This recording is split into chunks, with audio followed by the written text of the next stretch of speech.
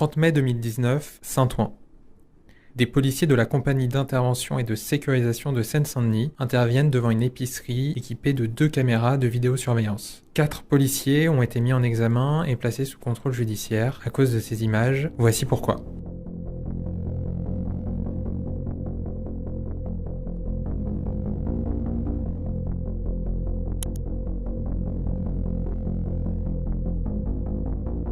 Des policiers de la CSI 93 arrivent devant l'épicerie de la rue Claude Monet.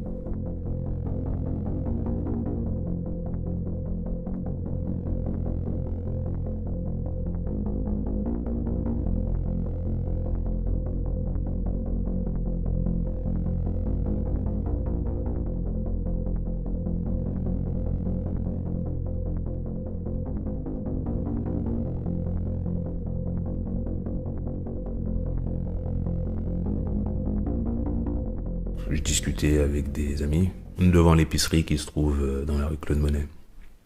Bon, dans un premier temps, je me dis que c'est un contrôle de routine comme d'habitude. Ça veut dire qu'ils vont contrôler, puis après ils vont repartir, mais finalement, c'est pas ce qui s'est passé.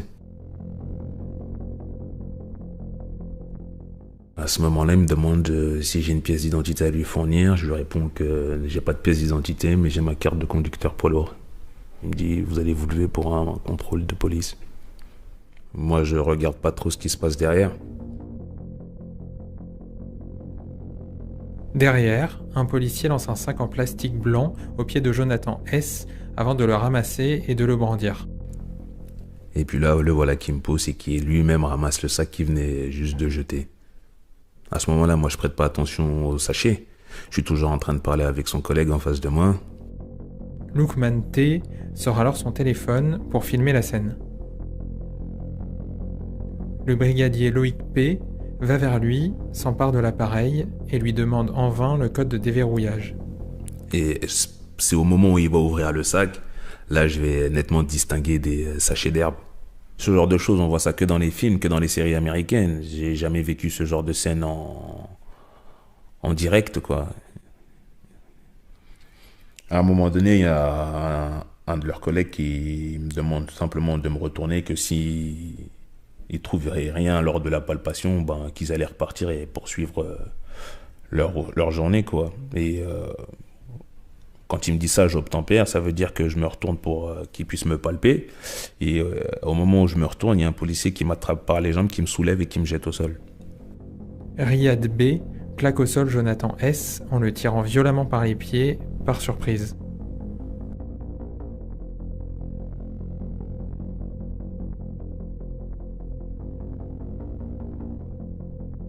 Des policiers en civil arrivent à leur tour devant l'épicerie.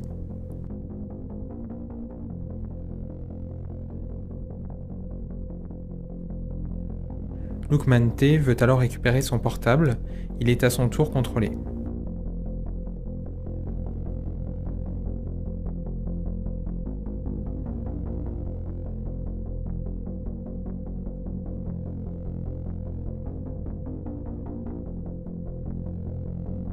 Riyad B. se jette cette fois sur Lookman T. et le frappe au visage, ce dernier se défend.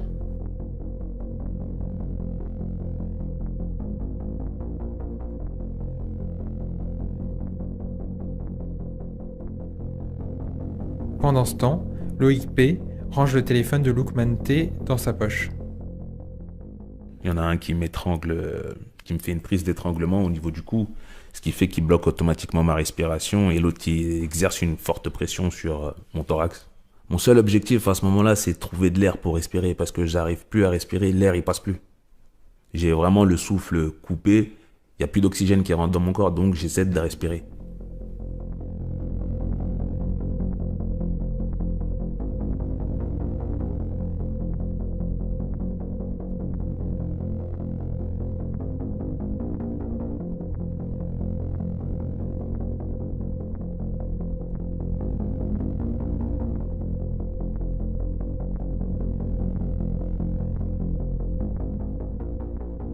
Lookman T. reçoit une décharge de taser, un pistolet à impulsion électrique, utilisé en mode contact.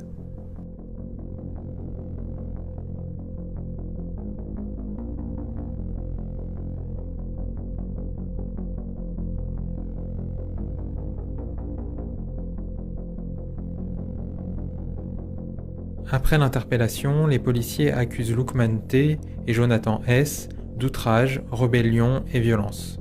Ils sont placés en garde à vue. Ces images de vidéosurveillance vont leur permettre de prouver leur version des faits et de lancer une enquête sur les méthodes des brutalités des policiers de la CSI 93. S'il n'y aurait pas eu ces images, c'est là que ça aurait été beaucoup plus grave.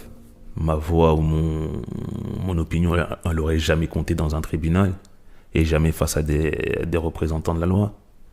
J'aurais été certainement condamné, ouais. Ça n'arrive pas que la justice ou bien les tribunaux ils puissent croire un individu, surtout un jeune issu des quartiers, face à la parole d'un policier qui lui est assermenté par l'État. Ça n'arrive pas.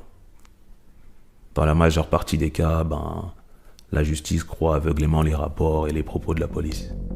Le 2 juillet 2020, les policiers ont été mis en examen et placés sous contrôle judiciaire.